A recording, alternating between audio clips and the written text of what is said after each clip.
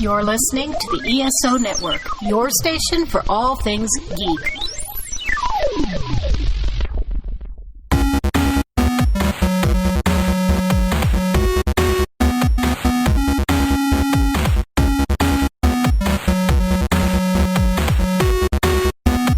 We are NerdLanta.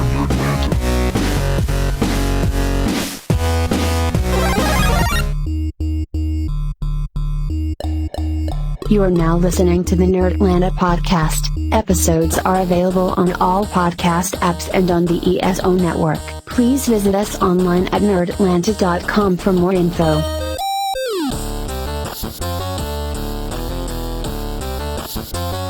All right, everybody, it's nerd time. I hope you're ready for another great episode of NerdLanta. I am your host, Julie Marateck. Matthew English is going to be joining us here in just a little bit. I feel very alone and scared without him. I'm not sure who I am anymore, but he will be here soon. And I am excited to get the episode started. I do want to introduce our producer, Chris, who is on the line. Hello. How's it going? There's Chris, the man behind the magic, who makes everything happen for the podcast. And then, of course, we have our special guest, Mark Kendall. Hello. What's up, Marky Mark? How you doing? Oh, I'm doing pretty good, thanks. It's great to talk to y'all. It was very fun. I know. I haven't seen you in a hot minute. So Mark and I both do comedy, and so I'm used to seeing him out on the reg, but I probably haven't seen Mark in person in like 6 months. I've only seen him on my computer screen when he's doing online comedy and video sketches and such. So I'm happy to have a chance to chat. Yeah, this is fun. This is really nice. Nice to hear y'all again. What are some of your favorite guilty pleasures that you've gotten into during COVID? I think rewatching things for me personally, that's something. So I've rewatched, I think pretty much all of Community. And then I went back and rewatched some of it again. Mm-hmm. That's the first thing that comes to mind. I've had a lot of fun journaling too.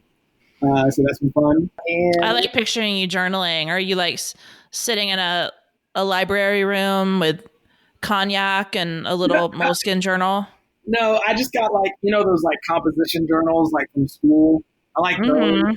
And then I just have a desk.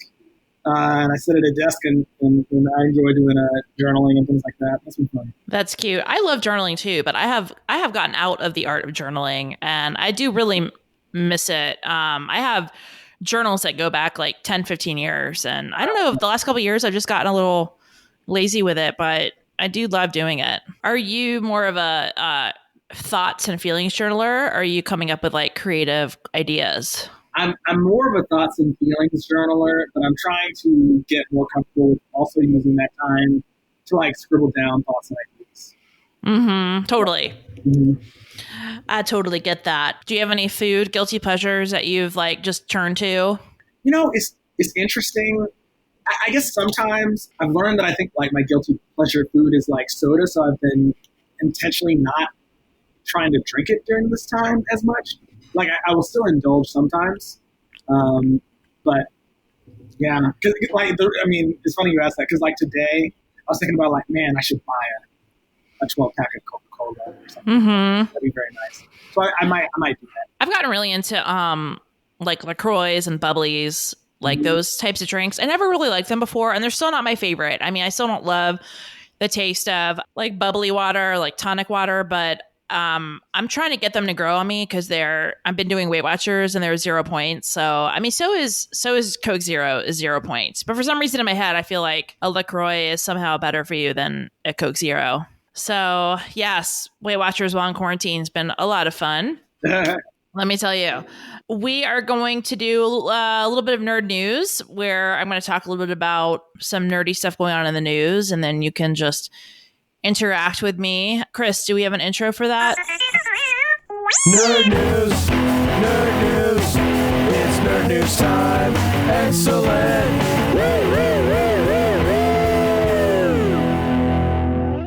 Thank you, Jake, for that Wayne's World action.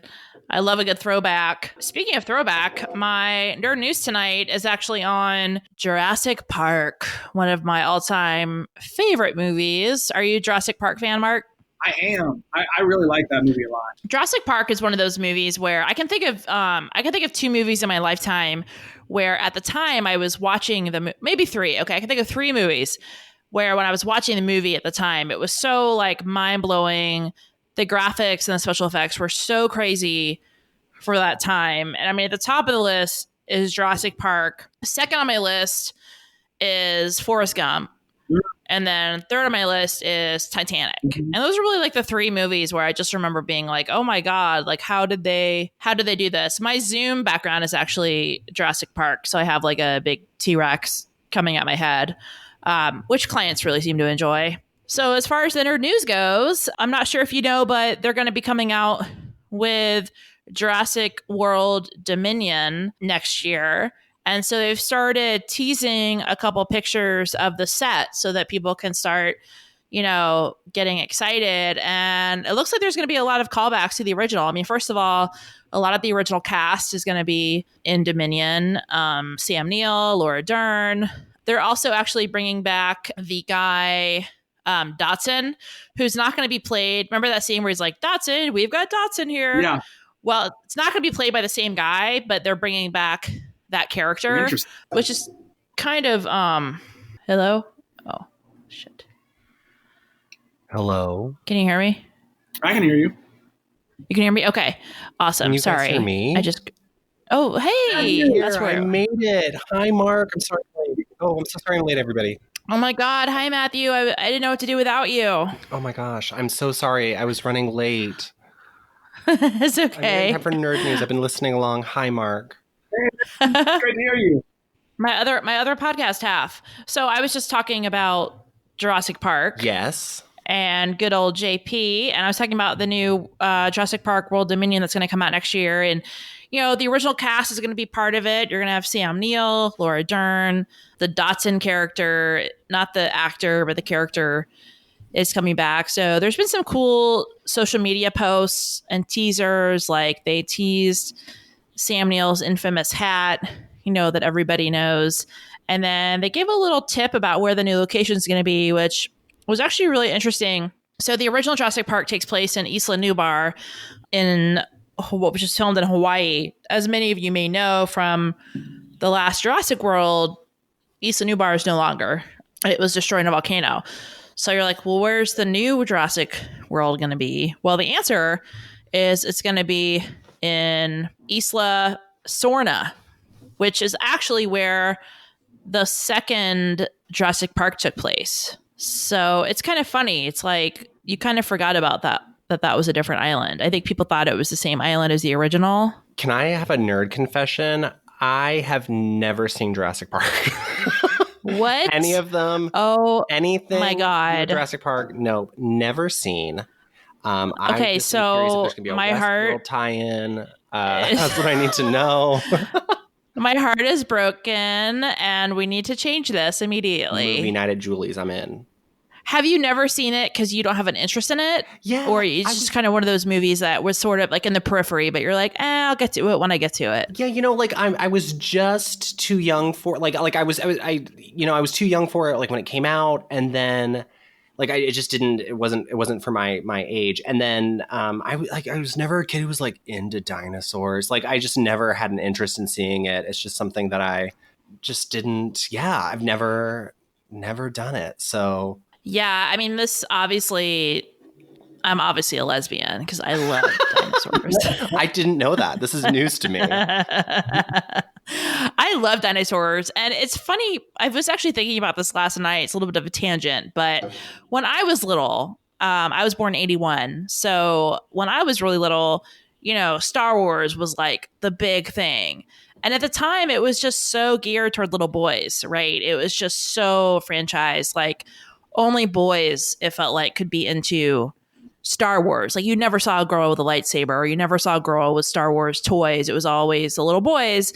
And I kind of felt the same way about Jurassic Park. Like Jurassic Park came out when I was, I think, in sixth or seventh grade. And I remember there was this girl in my class who would wear Jurassic Park t-shirts. And it like seemed so weird to see a girl at the time wearing Jurassic Park t-shirts, which now like you wouldn't. I mean, I wear Jurassic Park t-shirts now. And I feel like as an adult, I've like taken back, I'm like re-owned the things that I kind of had to secretly love as a kid. And I feel like, now things are obviously so much more gender neutral, and kind of Star Wars, Jurassic Park, it shouldn't matter your gender. But in the 80s and early 90s, I mean, it really was very gendered. Yeah, that's interesting. Yeah, that's the flip side of that, being a boy who played with Barbies in the 90s.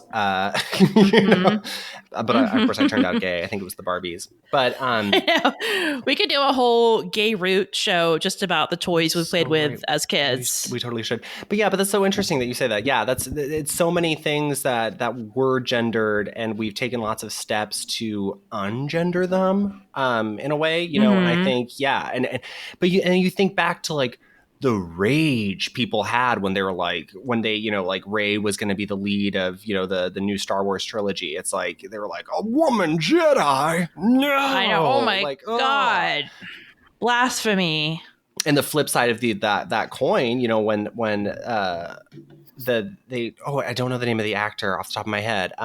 But when they cast Finn as, the man who plays Finn in the movie, people were all upset. They were like, a black stormtrooper? No. They were like, it's just people so set in their ways. They're like, if it's not a white man, I don't care about it. Like, it's a white, like these worlds. Yeah. I know, like these worlds only can involve cis white men, right? You can't have a person of color. Like, God forbid you have a woman or a gay character. I mean, it's interesting. And I feel like as an adult, I'm almost having like my second adolescence, where I think that's why, like, in my house with Brittany, I have so many little dinosaurs set up, and I have like Star Wars toys out, because I think like I never really got to do that as a kid, and now I'm like re-owning and reclaiming my childhood nerdiness. And I'm so happy now that little boys and girls now, or gender non-conforming children, non-binary children, can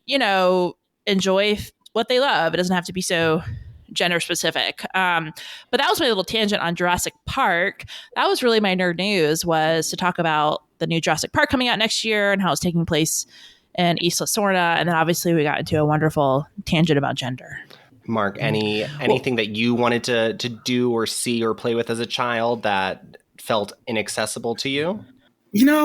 I think at moments. So I remember like really wanting an easy bake oven, and I think I had one for a while, and then but it wasn't until later that I realized like, oh, that was mainly marketed to girls, I think. But I really enjoy baking and cooking, and so I don't remember it being an issue when I was a kid, but definitely like after the fact, or something more that I do remember happening was like, I can't remember if it was like a pair of Jordans or a pair of Timberlands. It was one of the two. And it came out either in this color of like light blue or gray or something like that. But it was only like sold to women or something like that. And I was like, oh, well, I guess I can't get that color now, Yeah, is that so weird? Yeah. I know, it's weird. But I was just like, oh, I can't get those because those are women. I can't believe I even wanted those. Like there was that feeling, Yeah, I had the same thing happen to me. Remember the shoe? I think they were Nikes. I'm not sure. Where the little basketball was on the tongue and you pumped it up. Mm-hmm. It was totally a gimmick, right? You'd pump up the little basketball and like your shoe would get more air. And I played basketball as a kid, big surprise. And I was usually like the only girl on the team. And I really wanted those shoes. It was the same thing. And I was like, felt embarrassed that I wanted them, or like I couldn't really ask for them because only boys had them. And obviously there was a deeper thing going on probably for me at the time, probably starting to question my sexuality. So like, of course, you didn't want to think like, oh, I want something that only boys have, but it is interesting when you look back on your childhood, like how much of that kind of play, like of course you should have had like an easy bake oven. And of course you could have been able to get freaking pink shoes if you wanted, Yeah. I lost my easy bake oven. My sister and I had it revoked by our mother after it became Barbie's tanning salon, and she melted. So they weren't as great as you think they were. Let me tell you, it was just a real hot light bulb. That's really funny. I don't know if you heard one of my jokes in one of my sets is how like I look back on my childhood and things that made me gay, and my Barbies, they all had like long pretty hair, and then my sister cut all their hair, and so I was like, instead of having Malibu Barbie. I was stuck with military recruiter Barb. I think that's what turned me gay. I love it. But I liked Barbies too. I kind of liked boy toys, but also was into some girly stuff too. Although usually I just had them have sex, you know. Yeah, that's all it was about. My sister and I were so close in age that there was no differentiation between Matthew's toys and Sarah's toys. They were our toys, and we did everything together. So it's like she had a Little Tykes kitchen set, and I had a Little Tykes workbench, and we would just mix and match the things from them and do our own thing. But we but yeah, I have had people, it's like family members who have said like, well, Matthew's gay because you let him play with Barbies, when he was a kid, that's why he's gay. Oh my God. Come on. Like, no, it's not. Ugh, that one Barbie, that one evil Barbie put a gay spell on you. Yeah. I know. Alex Jones going to tell me it's something in the plastic that turns the freaking frogs gay, I know if that was the case, you would have turned into a melted piece of plastic. So none of this makes sense. It's or you'd have a really good tan. I don't have either. Yeah, something in the flour and sugar packets in the Easy Bake Oven, man, turned me gay. I actually never had an Easy Bake Oven, but I kind of upset about this. This conversation is making me upset. I never had one. Oh no, it's fine. Like, so my sister, as a joke, when she moved into her dorm room, she went to Valdosta State and in South Georgia, and as a joke, we got her an Easy Bake Oven as an adult because we're like, oh well, since you can't have a kitchen in your dorm, like here you have an Easy Bake Oven. And she actually got her dorm room evacuated at like 2 a.m. because some of the dough dripped onto the light bulb and started some smoke. And then everyone's like, who set off the smoke alarm in the middle of the night? And my sister was like, I have no idea. Threw the Easy Bake Oven out the next day. Oh wow. Yeah, we've never. My family cannot be trusted with Easy Bake Ovens. That's for sure. That's so funny. Well, what we can trust Matthew with is his Netflix and Nap segment, which we're going to talk about. So, as many of you know, Matthew rates movies and TV shows based on how quickly it takes him to fall asleep. And so I know we've done Lock and Key, we've done The Umbrella Academy. So what do you have for us today, Matthew? Oh, well, did we? No, this week is Umbrella Academy. That's what we're going to talk about. Oh. Yeah, because we were going to talk about. Oh yeah. Okay, so last week. Okay. In our after show where we were just talking last week, we talked about Umbrella Academy 1, but now you're going to do Umbrella Academy 2, Umbrella correct? Academy Part 2. I'm so ready. So season 2 launched. Umbrella Academy, great characters, great acting. We love it so much. Season 2, I was so excited for it. So I don't know if you guys know, it's based on a graphic novel written by Gerard Way, the lead singer of... what was the name of his band? Is it My Chemical Romance? My Chemical Romance. Thank you. I totally blanked on that. Gerard Way, written by Gerard Way, and there's 3 kind of installments of the graphic novel, and they're kind of tracking that way. So season 1 was grouping 1, season 2, almost like seasons of the novel, essentially, right? Because it came out in multiple issues, but each season is like a grouping of issues. So this grouping 2 made it into season 2, and the official Netflix and Nap score is a 4 out of 10 because I did fall asleep. I made it 4 episodes in before I fell asleep, but I will say it definitely deserves a higher ranking than that. I got a little bogged down with the time. There's a time travel aspect, but what a timely.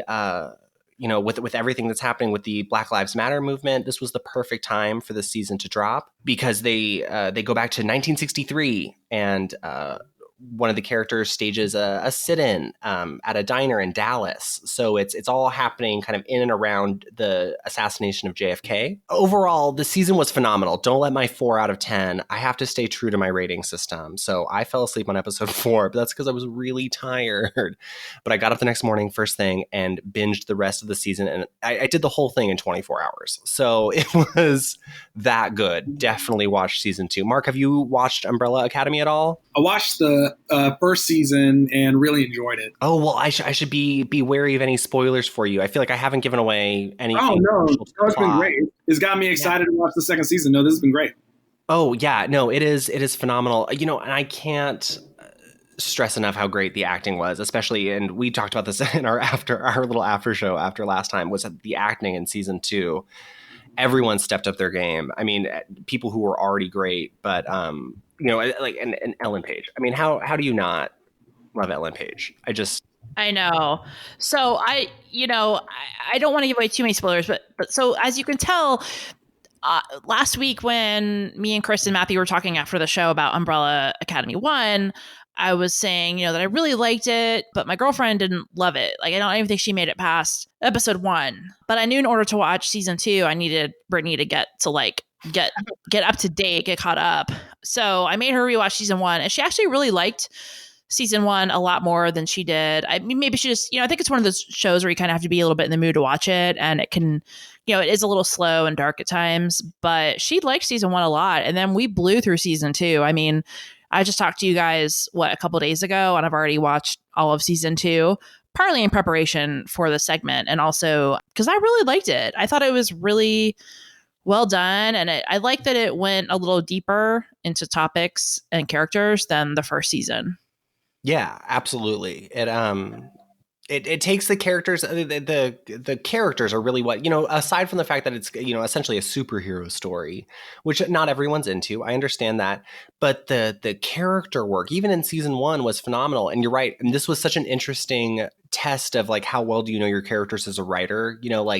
Okay, so take the characters that you developed. They're fully fleshed out people with, motivations and flaws, and put them in a completely different time. Apply the troubles of that time to these characters. I don't know. I just loved it so much. Season 2 was phenomenal. I'm so glad I woke up and binged the rest of it because it was too good. It was too good. Really, really phenomenal. Yeah. And ends on a cliffhanger. So there are 3 installments of the Umbrella Academy graphic novel, 3, I want to call them seasons. I don't have a better word for it. There's 3 kind of iterations. Each of them have their own subtitles. So like this one was Umbrella Academy. I believe it's Umbrella Academy 1963 is the subtitle. So there is a third, and that is, from what I've read about the third subtitled grouping of Umbrella Academy graphic novels, the 3rd season is going to be directly derived from that. So I may just pop on over to Barnes & Noble and go pick them all up and read it, because I don't know if I can wait a year for season 3, because the cliffhanger is that good. Oh, that's awesome. It was really good. Yeah. I did the same thing with Lock and Key, if you'll remember, too. I went and I was like, I gotta get all these graphic novels. And I'm like reading them. They're like, are you reading them? Did you read them? The Lock and Key? Yeah. Yes, they were phenomenal. I've got them if you want to borrow them. They're amazing. They're really good.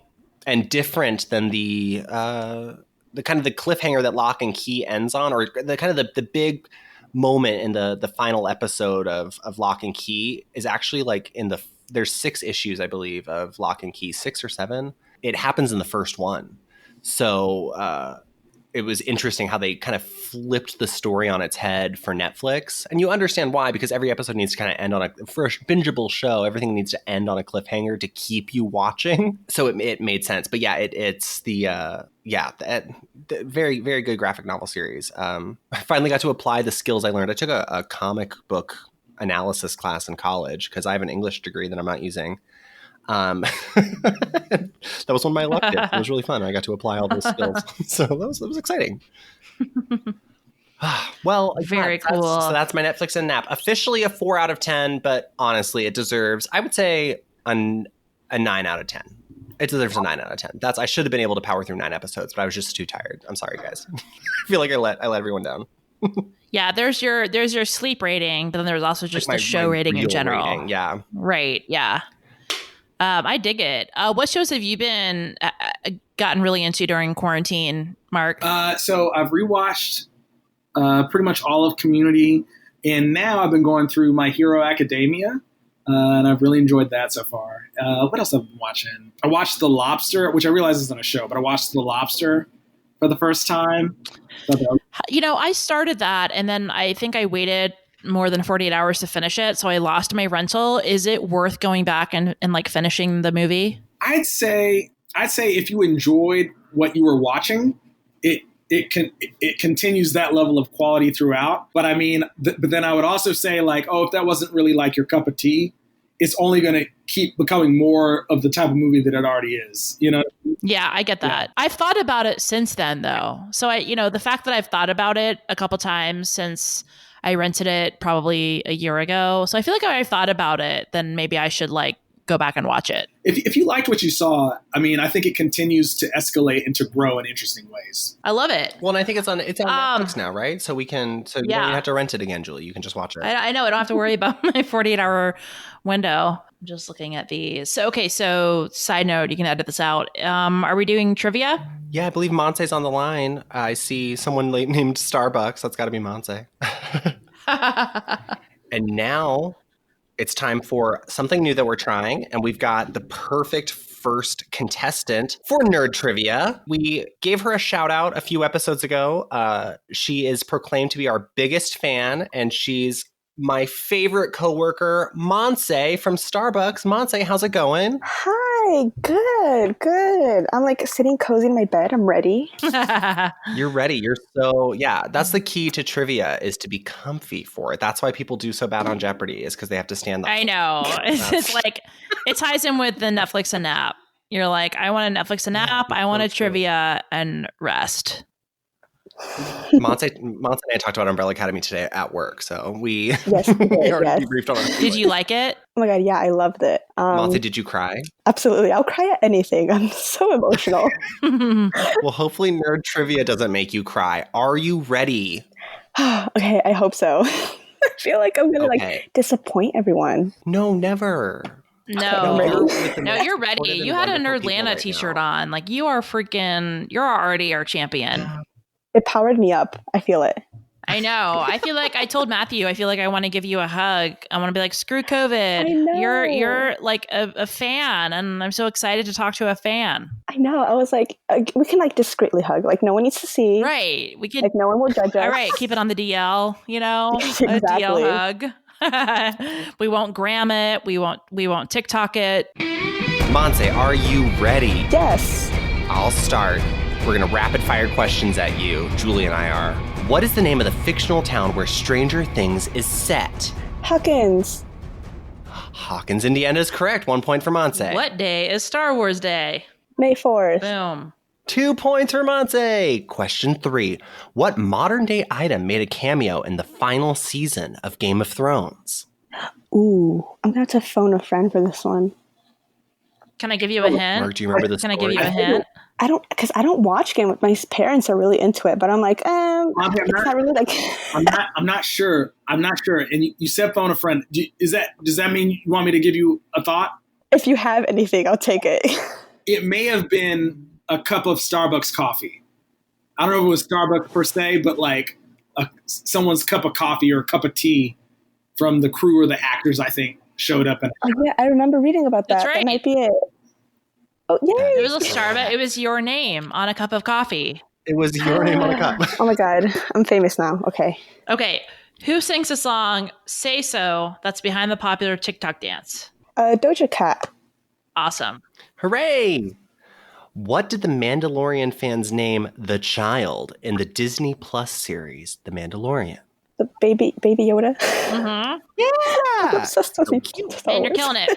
Okay, which tech entrepreneur named his son, I don't know how to pronounce that, X-A-12? Oh, has to be Elon Musk. Mm-hmm. That man. Who else? Well, yeah. Which pop star is the godmother to both of Elton John's sons? Oh my God. I was talking about this with my dad because we love Elton John. I can't remember. Do you want to phone a friend? Yeah. Mark, do you know what this is? Oh, I'm not sure off the top. Do you know, you say that person's like on the tip of your tongue though? Could you describe them? Can I describe? Isn't she, oh my God, I think she's an English actress. It's a pop star. We had a singer. Singer-songwriter. Singer? Oh, then maybe I don't know. Ooh, any guesses? I believe the quote that he said about her is that he could snort her under the table when it was announced that she was doing drugs. Oh my God. I said the same thing. This is so weird. Oh my God, that is quite a description. Wait, is it late? No. Yeah, no. Keep going. Oh no, it wasn't. I forgot the quote. No, it was not about this person. Oh, but did you just say it? I'm sorry. Is it Lady Gaga? It is Lady Gaga. She is the godmother Yes. to Elton John's I wish she was my godmother. Oh my god. I actually You said it about Lily I don't Allen. have to tell you the whole story now because I know we're tight on time. But I actually met Elton John. I have Elton John's autograph. Really? Oh my god. I know. It's like it's if there was a fire, I'm grabbing my cat and I'm grabbing my I'm grabbing my autograph. My girlfriend can stay behind. She's in the dust. I'm grabbing my cat and I'm grabbing the Elton John autograph. It's amazing. Okay. Which hard seltzer did America face a shortage of in 2019? You say seltzer? Mm-hmm. I'll give you it's a hard seltzer. Yeah, which hard seltzer? I don't think I know this one either. Which Mark, hard do you seltzer do I remember? know? Was it Monte? I'm not sure either. May I give a suggestion and you can see like I don't know maybe Of course, go ahead. maybe like White Claw. White. I mean, I recognize White Claw. I'm not sure if that's It is White Claw. Yay! okay. Mark, you're amazing. Yay! What's the name of the alternate dimension in Netflix's Stranger Things? The Upside Down. Hooray! Which artist made history in 2020 as the youngest winner of the Grammys' 4 main categories? Oh, Billie Eilish. Mhm. Yes. Yes. I think we got time for one more. Which Emmy award-winning producer behind Glee, Hollywood, The Politician, and who is the Emmy award-winning producer behind Glee, Hollywood, The Politician, and American Horror Story? Do you watch Glee, Hollywood, Politician, or American Horror Story? I watched Glee and American Horror Story, and I was like younger, Okay. like in an age that I probably shouldn't be watching it at.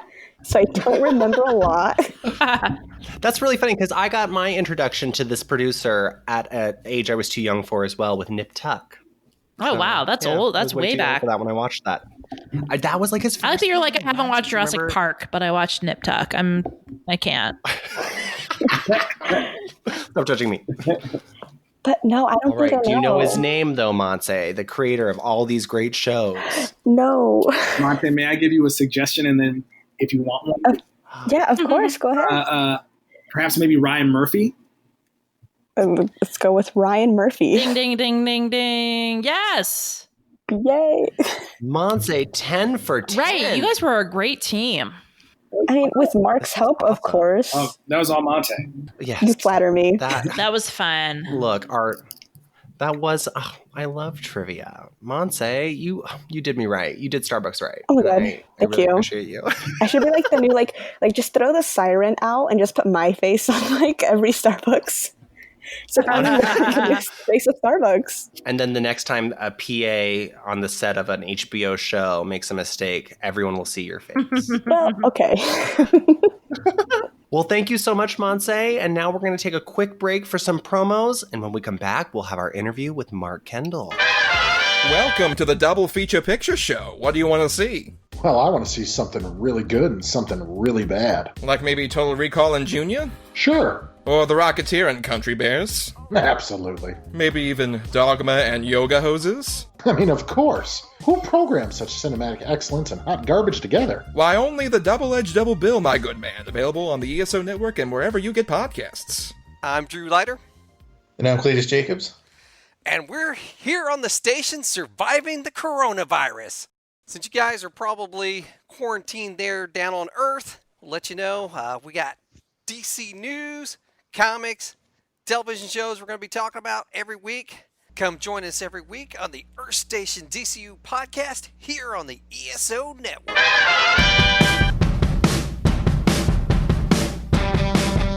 You are now listening to the NerdLanta podcast. Please visit us online at nerdlanta.com for all episodes. We are NerdLanta.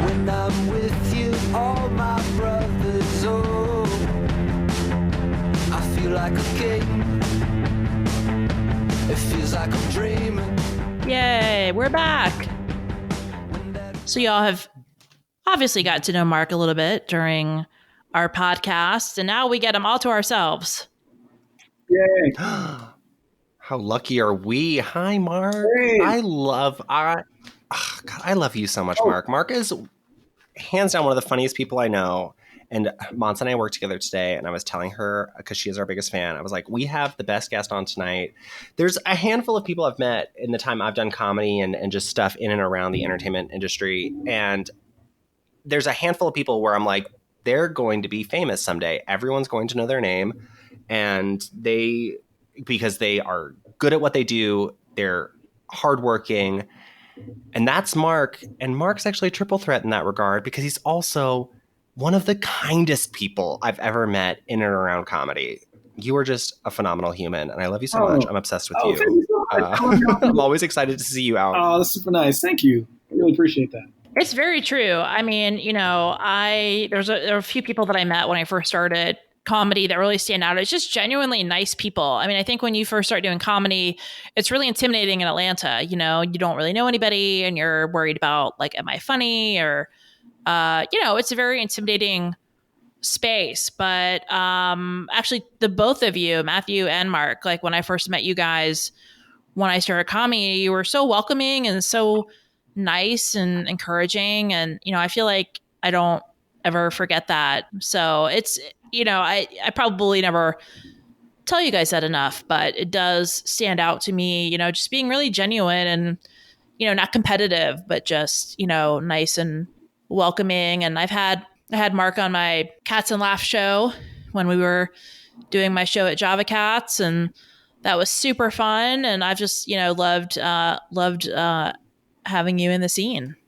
Oh, thank you. It's so great to be here. This is so fun. So tell us a little bit about how your life as an artist, whether that be a comedian or a writer, any way that you define that, has changed, pre-COVID up until now. Oh, man, so much. I mean, in a ton of ways. I mean, first off, like, I'm not, performing live. I think this stretch of not doing any live shows, because I haven't done a live show in front of an audience since, March, before everything shut down, And so this is the longest that I've gone without performing, for sure, like, since I've been performing. So that, at first it was really weird. And then it was just kind of like, oh, I mean, this is just what it is. And let's see. So there's that. But before, I was a performer, I, saw myself as like a writer, or I still do.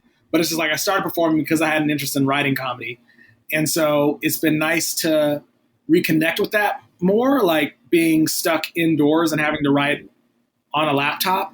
And so while, these past months have seen so many terrible things, one of, sort of like, for me personally, like something new or different that's happened recently has been me getting to sit down at a laptop and write, when recently I have not written that way for a while. I've also been doing the artist way for a while. I did it once, probably like 7 years ago. Have any of y'all ever done the artist way before? It's like this 12-week workbook, what I'm talking about? I did it, yeah.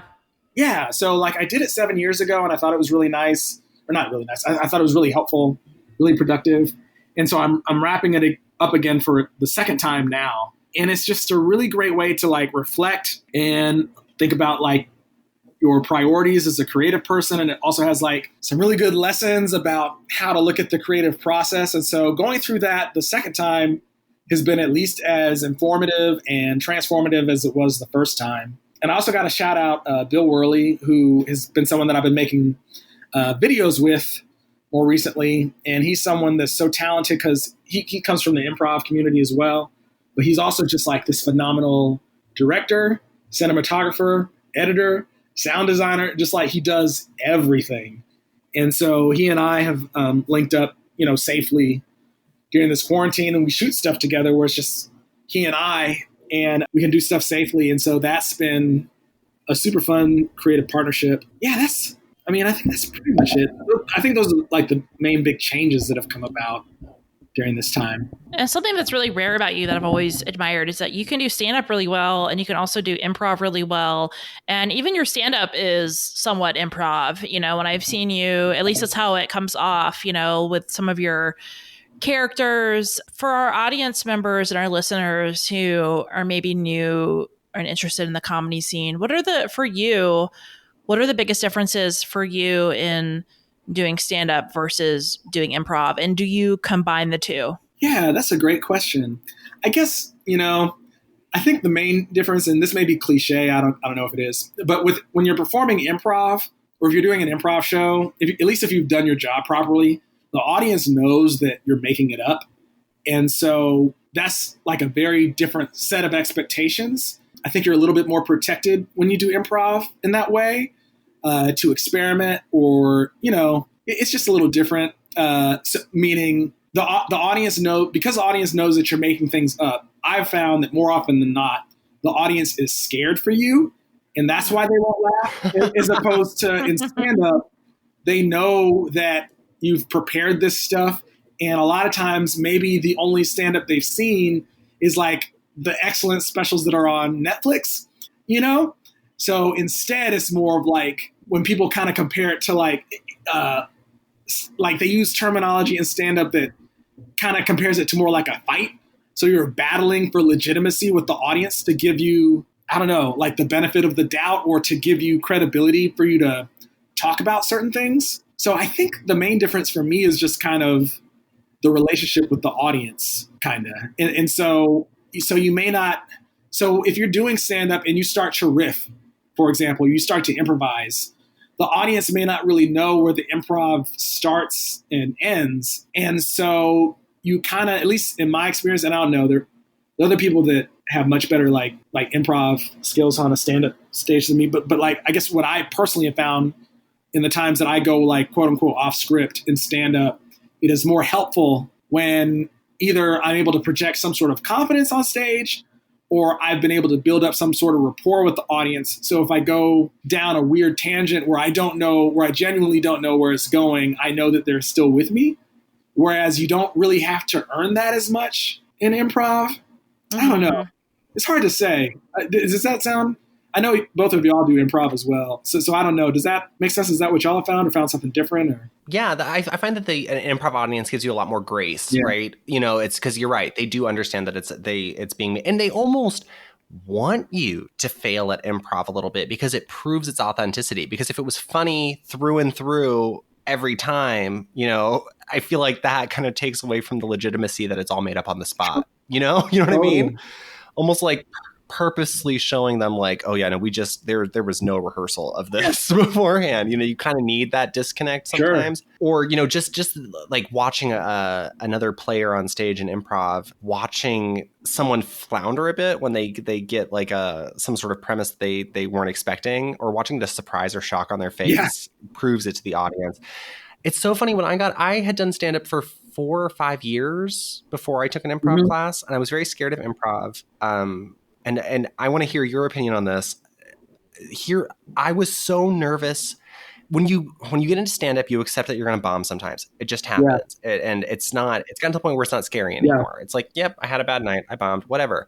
But what's nice about bombing in stand-up is that I've only let down myself. When I've tanked an improv scene, I'm like, I've let down my whole crew. Totally. Like, oh no. But how do you feel about that difference between having other people on stage with you and being all alone? Oh man, that's super interesting. I guess, I play with new people sometimes, meaning like people that I don't know sometimes, but for the past while now, because I play so often with people that I've played with for so long, and we've gone through every kind of show together, I rarely feel like I've let them down just because we give each other the benefit of the doubt. You know what I'm saying? Of course, there's certain times that like something may go wrong, or like there's a miscommunication, and I feel like we just talk about it after the show and then it's over, at least in terms of me feeling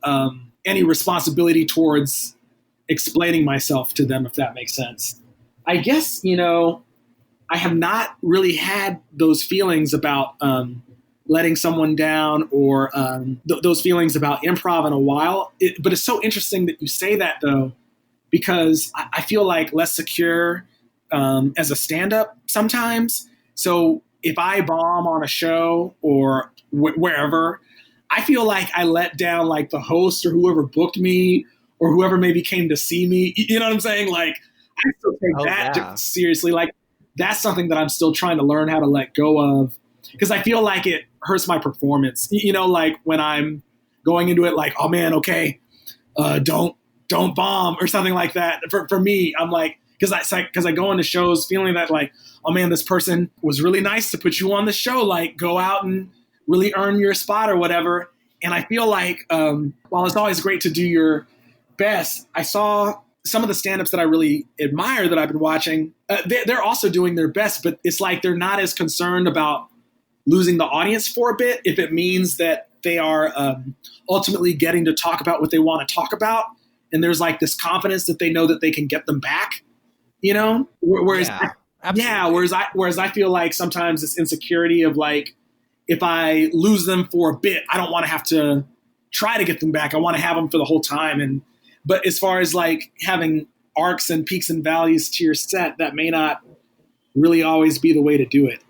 I don't know. It's also kind of funny just because, like, you know, I haven't done a stand-up show like in months. You know what I'm saying? So it's like I'm sort of I'm also kind of like not. So I wonder if my answer would be different if I had just done a show last night. You know what I mean? So this is me kind of like thinking back on how things felt like in March, for example. That's the last like big bomb I had. I mean, I just blew out. Right before I got on stage, the person who had booked me, it was an out of town show. And like right before I got on stage, they were like, hey, just so you know, this is kind of your audition to be a regular here at our club out of town. And if you want paid work hosting for headliners, like we pull headliners from across the, you know, it's like they pull big names. Like you look at their front windows, they got these big posters with huge people coming. They're like, yeah, you could be hosting for these people. So like, don't bomb. And they're like, oh, by the way, be clean. That was the other note I got. Like, so in that moment, anyone who's seen my stand-up knows I am not a clean comic. So in that moment, I saw all at once, I'm like scrapping the set I have. I'm so nervous. And normally I don't worry about bombing. And you bomb. It happens. And normally I can just like let them roll off my back.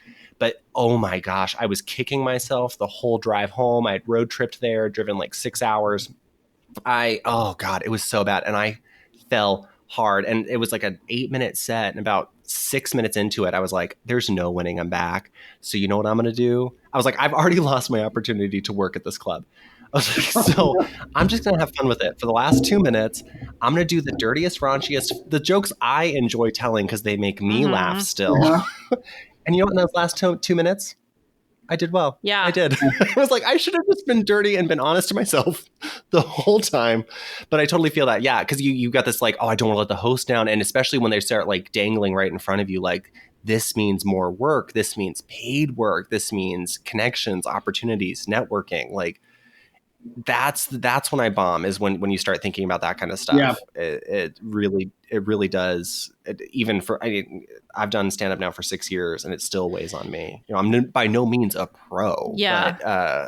Totally. But like that, if you want to rattle me, that's how to do it. I mean, I tend to do better like shows and classes that I have taken where the teacher wants my set to be almost like a script is much harder for me than when I kind of just get up there and like do my thing. I think writing it out as a script definitely helps me get, you know, all my jokes in there and think about the taglines and the tags and, you know, the callbacks and stuff like that. I mean, I think it's important to write it out as a script, but I get so nervous. It's like I get so nervous, way more nervous than if you were to just kind of like hand me a microphone and be like, okay, go. You know, some people hate winging it. And I wouldn't say I like wing it, but I definitely am much more myself and much more relaxed when I'm not going by this sort of comedy script. And I took improv levels 1 and 2 at Dad's. And, you know, I really enjoyed it. I mean, I think I almost enjoyed doing improv more than watching improv, because watching it, it's almost like you're kind of watching other people have fun, but like, like you're just kind of sitting there in the audience and just yelling out words like green, banana, and like they get to like have fun with it.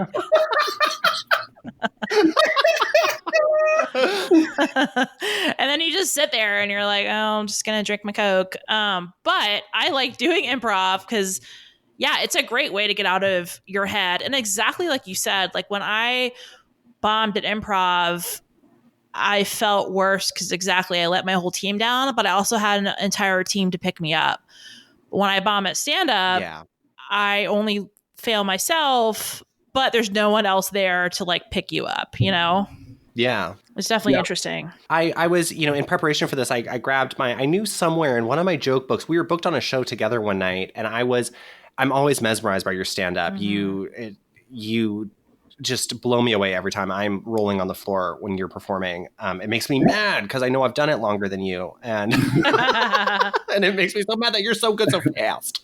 But I don't know if you want me to share. I did write a note about you in my joke book, and I found it. I dug it up, knowing that you were going to be on here, and kind of back to the idea of sometimes you improvise a little bit within your set. And I was going to ask if it's you have jokes. What I titled your jokes as the Mark Kendall repetition into absurdity.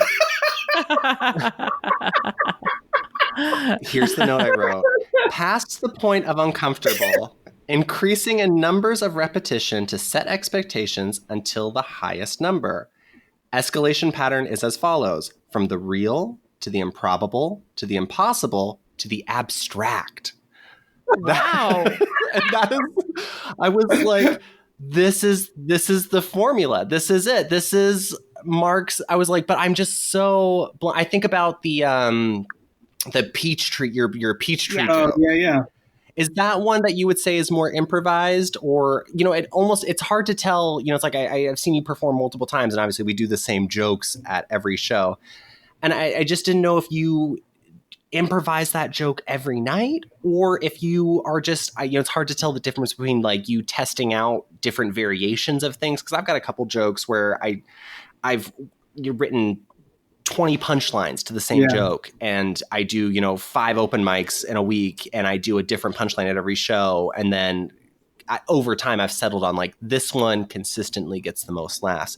Is that how you work? Is through improvising in the moment and then slowly settling on like, okay, these things work the most often, so this is kind of a script I'm going to stick to? Or are you really just like, every night I'm going to try and outdo myself and improvise it again? I think it's probably more of the first one where, you have like an outline or a script that you're working off of. And then if there's a particular night where maybe you can sense the audience responding to something, you will push it more in that direction, and then just kind of see how far you can go with it. But then if it's on a night where, maybe you're not connecting with the audience that much, you're like, I'm not really going to push it so much. And I'm going to kind of do like a more regimented version of this. And then there's probably some nights where you're just like, I don't know. You're like, how did I get into this hole? You know what I mean? Like you think you're doing well, and then you're like, they're not enjoying this as much as I am right now. That's okay. But this is a learning experience. So, but yeah, I think it's just kind of like light riffing off of an outline. And then if you find something that maybe works, you're just like, oh, okay, that was something that worked. So let's see if we can replicate that. So like when you did your Frederick Douglass character Monday night on Starbar, did you have a loose agenda of what you were going to say, or did you kind of just wing it? I had a loose agenda. So like I had certain jokes that I knew I was going to say. And I do like, I don't know how y'all do your sets, but I'll usually write out like headers or subject lines, so maybe like certain jokes will have certain names or something like that. And so I went based off of that. But then like if I'm doing something and it turns out to be fun or a laugh pops up, then I'll kind of like lean into it and then allow myself to go down that, tangent or whatever. Mm-hmm. And then if I happen to remember my set list well enough, I'll go back to what I had planned. What I'm always so amazed with is how you can stay in character for so long. Like you just like own it. I feel like if I was doing a character and it wasn't working, I would just chicken out and like stop. But I mean, you you stick with it, you know? And I don't know. I love how you can kind of become these characters, or as you say, kind of go on these comedic tangents. And it's really like going on a ride with you. You know, there's kind of like ups and downs, but ultimately you have a great time along the way. Oh, thank you. I really appreciate that. Yeah, you are infinitely talented, and I wish we had more time to talk to you, but we were actually approaching the end of our time. So in just the last few seconds we have you, do you have anything you'd like us to plug? You know, social medias, any shows coming up that you would like people to log into, or if you've got anything live, tell us the event times and places. Sure. Well, virtually I do Star Bar every Monday, and that's every Monday at 9:30 on their Twitch channel. So if you're a Twitch person, that's twitch.tv/Rotney Presents. And so that's every Monday at 9:30. And then I post videos to my Instagram every now and again. So my Instagram handle is @Mark Kendall Comedy, all one word, if you want to follow me there. Yeah, absolutely. And if people haven't seen your solution to Confederate monuments, that's one of my favorite stand-up jokes, and you just put out a video version. Did Bill Worley help you with that one? Yeah, Bill Worley shot it. You dropped his name. Bill Worley shot it, and then Chris Nick did all the special effects for us. So that was great. Yeah, please check out that video. If you I promise everyone will love it. It is one of my favorite jokes you've ever told at stand-up. And then when I saw the video pop up, I was like, oh, shit. I was like, yes, this is amazing. Well, thank you so much, Mark Kendall, for being here with us. I love having you. Everyone follow This was so pleasant. Thank you all for having me. This was really nice. I really enjoyed it, and it was great to talk to y'all. It was so great chatting with you, too. And I hope to see you out on the scene soon. Yeah. And that's NerdLanta, everyone. Thank you for listening. Have a good night.